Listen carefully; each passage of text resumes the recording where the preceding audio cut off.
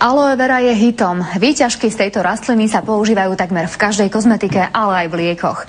Vraj sa ňou natierala už Kleopatra a vraj ňou potírali Krista, keď ho sňali z kríža. My sme zistili, čo je na tejto bežnej rastlinke také zázračné.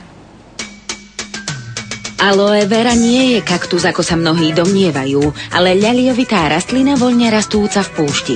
U nás prirodzene nerastie. Aloe vera je registrované ako potravinový doplnok.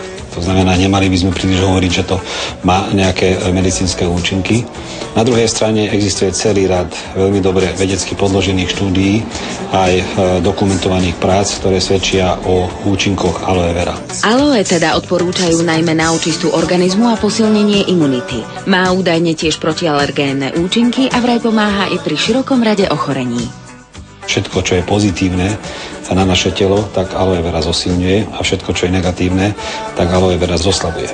Celkové aloe vera obsahuje viac ako 200 biologicky aktívnych látok. Je veľmi dôležité povedať, že pokiaľ chceme aloe vera používať na vnútorné používanie, tak to musí mať túto konzistenciu.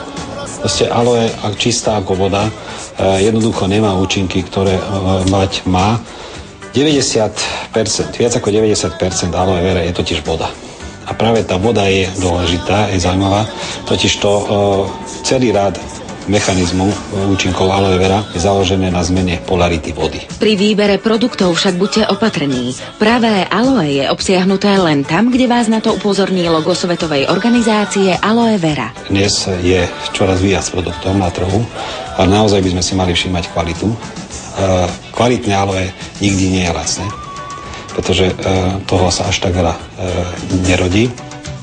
Naše babičky pestovali aloe vera, pretože tedy boli iné časy, ale jednak si treba dať pozor na zámenu aloe vera s rôznymi kaktusmi alebo z agave, ktoré sú vysokotoxické. Aloe, ktoré možno máte doma aj vy, nikdy nepoužívajte na vnútorné použitie. Jeho kôra totiž obsahuje určité toxické prvky.